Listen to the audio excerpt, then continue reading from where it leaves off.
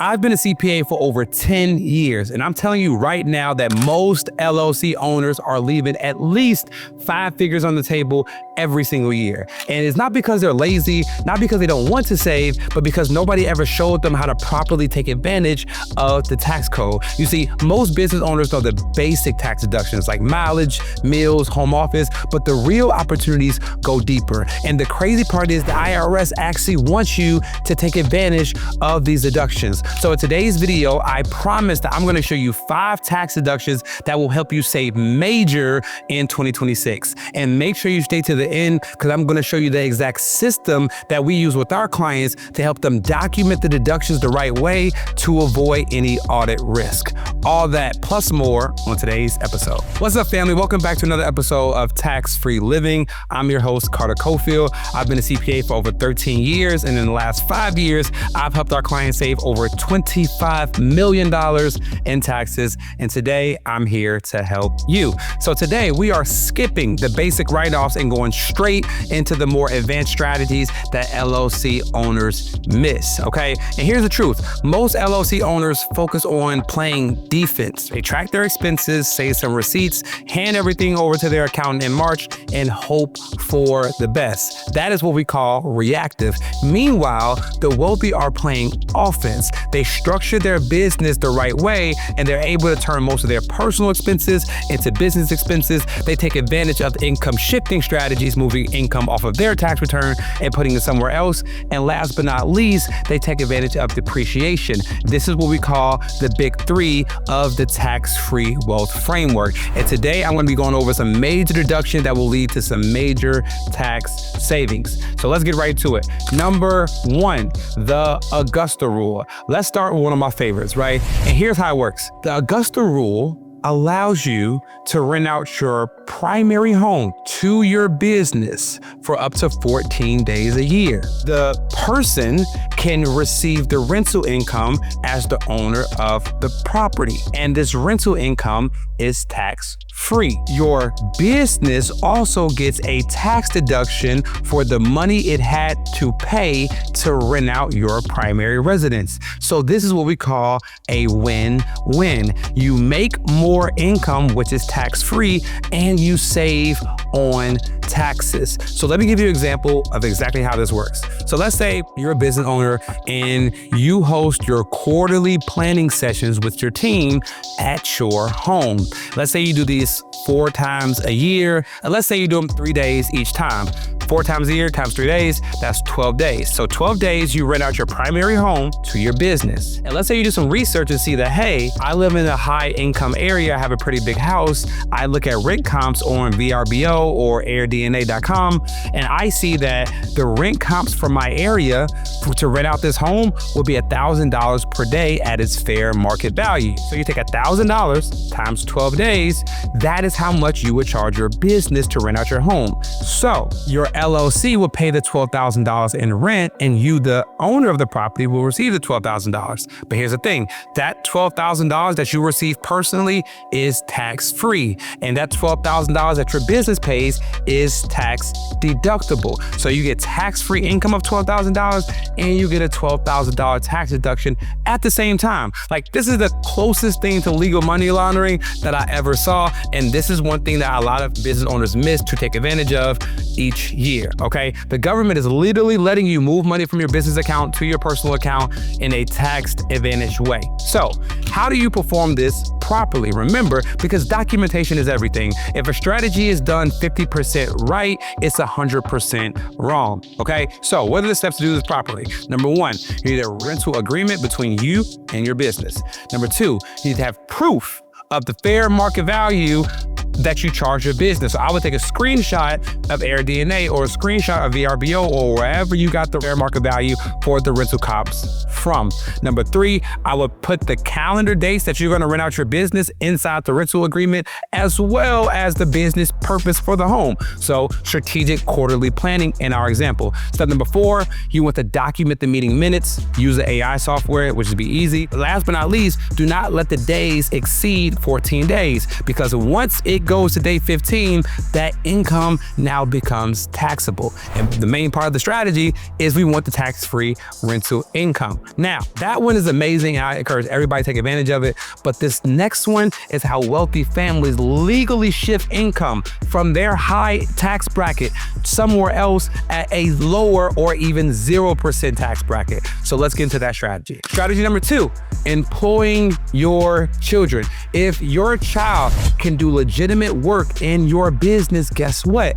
You can hire them. I'm not talking about fake jobs. I'm talking about real work. They can be your content creator, your video editor, your assistant, your inventory prep, your cleaner, customer support, right? All of these administrative tasks that your children are probably honestly better at than you are. And the question is like, why is this so powerful? Well, you can pay them a reasonable wage, and the wage that you pay them, your business can deduct as a tax deductible expense. And if you pay them under the standard deduction amount, this payment is going to be 100% tax-free to your children. And in 2026, the standard deduction is $16,100. So that means if you pay your children $16,100 or less, that money will be tax-free to them. So let's break down an example. Let's say you have an LLC and you need an assistant. So you hire your child to be your assistant to answer the phones a few hours of the day. And you deem that that is worth about $16,000 a year salary. So you then can pay your child $16,000 for the real work that they do in your business. Your business will receive a $16,000 tax deduction for the wages paid to your child. And your child will receive that $16,000 completely tax-free. No federal tax, no state tax, no FUTA tax, no SUTA tax, no self-employment tax. The children will receive that money 100% tax-free. So we just moved $16,000 from your 20, 30, 37% tax bracket and moved it to their 0% tax bracket. And this is what we call a income shifting strategy. Shifting income from your high tax bracket somewhere else with a low or 0% tax bracket. Now here's a bonus strategy. Now that your kids have earned income, what does that mean? That means that they now could set up what's called a custodial Roth IRA. And in 2026, you could put up to $7,500 in a custodial Roth IRA, and that money will never be taxed in the future. So we literally can avoid taxes 3 times on the same dollar. How? We got a tax deduction when we paid them. They receive the money tax-free, and then that money's gonna go tax-free forever in their custodial Roth IRA. This is the game that the wealthy are playing, and it's time that you start playing it as well. Now, how do we document this to do it properly? Number 1, we have to have a job description for the work that our children do in the business. Number 2, we want to have a time log or work log for the work that the children do in the business. Number 3, we want to pay them a reasonable wage for their age and role. So you want to make sure the role matches the payment that we pay them. And last but not least, we want to have proof that we pay them. So I love for you to do this on the payment schedule. If you're going to pay them $16,000 a year, take 16 divided by 12. That's how much you pay them a month. Right? We don't want random Venmos, random payments coming to them. I would love it for it to be on a nice payment schedule. So that's number 2. Moving on to strategy number 3, the return of 100% bonus depreciation. Now this one is major. So the big beautiful bill that was passed last year in 2025 restored 100% bonus depreciation for qualifying equipment or real estate purchases, right? So any equipment or real estate placed in service January 19th, 2025 is now effective for 100% bonus depreciation. So what does this mean for you? It means that if your business buys eligible equipment, in some situations, vehicles, business assets, you will be able to deduct 100% of the cost of that equipment purchase the first year you make it, even if you finance the purchase, which is huge. So you can use other people's money to buy a piece of equipment and write it off to save on taxes. But here's what I need you to understand. It depends on the type of property, and it also depends on the business use of that property. So let's do some examples to help you all understand. So for example, let's say you bought a vehicle that weighed less than 6,000 pounds. You could still take depreciation, but you can't take 100% of the bonus depreciation for that vehicle because that vehicle does not meet the weight standards for 100% bonus depreciation. However, let's say you purchase a piece of equipment for your gym facility, and let's say that piece of equipment weighs over 6,000 pounds. That means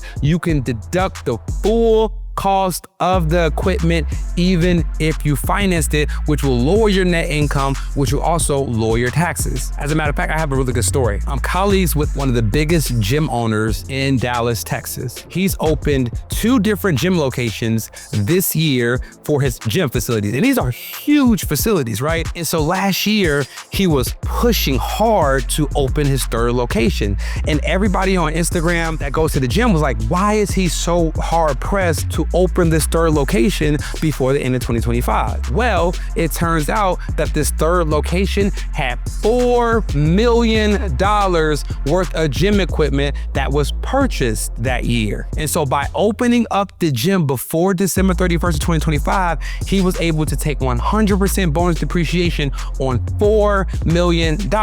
And because all of his gyms are inside of the same LLC holding company, he's able to take that $4 million write-offs against the income of his other 2 gyms, saving him at least $1.5 million in taxes. So bonus depreciation can be huge if used properly. Now, I can't talk about bonus depreciation without bringing this up. Bonus depreciation does not mean that you buy something that you don't need or something that you can't afford just to save on taxes. The deduction is only good if it supports the business and is actually needed for the business's growth. What we're not gonna do is buy something we don't need or can't afford just to save on taxes. That is what we call hustling backwards, okay? So moving on, deduction number 4, maximizing the QBI deduction. So another part of the big beautiful bill was the reinstatement or extension of the QBI deduction. What is the QBI deduction? The QBI deduction is a 20% deduction on qualified business income for LLC owners and S Corp owners. Now, the major thing about bonus depreciation is that it has a phase-out income limit. So for 2026, the income threshold that you could take this 20% QBI deduction is if you're single, the limit is $276,000. So once you make over $276,000, you can no longer take QBI deduction. If you're married, it's $553,000. So the goal is we have to do everything that we can to get our net income below those thresholds so we don't miss out on this 20% deduction. For example, if you have a business that has $100,000 in profit, you qualify for the QBI deduction, which means you will get a $20,000 write-off just for being a business owner. So this is the deduction that we can't afford to miss. So we have to make sure we increase our deductions so that our income falls below that limit. And this is why planning matters. If your CPA is only filing taxes and not doing tax planning, you are dramatically missing out on an amazing opportunity to save on taxes. Now, last but not least, let's talk about write-off number 5, which is strategic business travel. Business travel is, I think, probably one of the most misunderstood write-offs. So let me try to break this down so it's easy for you to understand. You can turn any personal trip to a tax-deductible business trip if you find a business activity on the weekdays that you are traveling. Let me give you an example. Let's say you're going to Miami for a friend's birthday. And let's say you're gonna be out there Thursday, Friday, Saturday, Sunday, and Monday. 5 days, right? You're gonna have a great time. That's a personal trip. Now the question is, how do we turn this personal trip into a business trip? Well, we will have to find business activity on Thursday, Friday, and Monday. Because if we find business activity on Thursday, Friday, and Monday, the IRS doesn't care what we do on Saturday and Sunday. We can still write off those days because we still had to be there on Monday. So the goal is finding business activity on the weekdays. So how do we do that? 3 easy ways to find business activity anywhere you travel. I've been doing this for years, right? The first thing I ask myself is, Carter, do you have any clients in Miami, right? So I go through our client list, I go through my phone, and I say, okay, I have 2 clients in Miami. Cool. Well, I'm gonna take 1 client out to dinner on Thursday, and I'm gonna take another client out to lunch on Friday. I'm going to discuss business at the dinner table. I'm gonna keep my receipt for documentation, and I'm I'm going to be able to turn that entire day into a business day just for that hour meeting. Because I had that hour and a half lunch, that entire day is now considered a business day. But let's say I can't find any clients to meet with on Monday. How do I find business activity on Monday? Well, number one, I could go to a website called eventbrite.com, or I can go to a website called meetup.com, and I can find a networking event that I can attend. I can buy a ticket to that networking event, I can attend it. That counts as business activity for this entire day. Or number three, I can search about any conferences in this city. So like, if you all are just realizing this, do you realize that most conferences are in Las Vegas, California, or Miami, or New York? Why is that? Because those are places that people want to travel to. So it increases the odds of going to a conference. So I might go to a conference on Monday. That counts as business activity for the entire day. I now have business activity on Thursday, Friday, and Monday, which means that entire trip is now 100%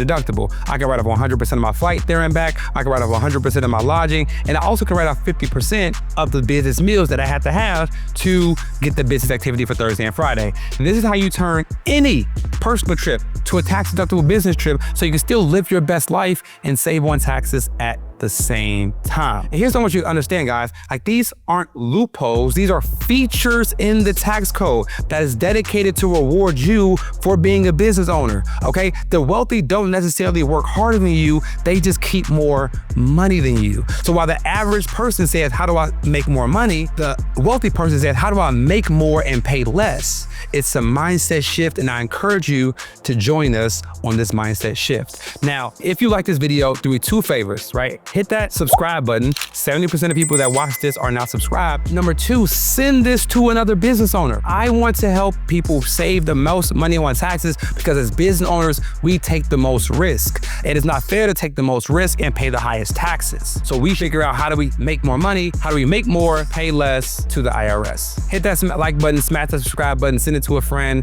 and I look forward to seeing you all on the next episode. Peace.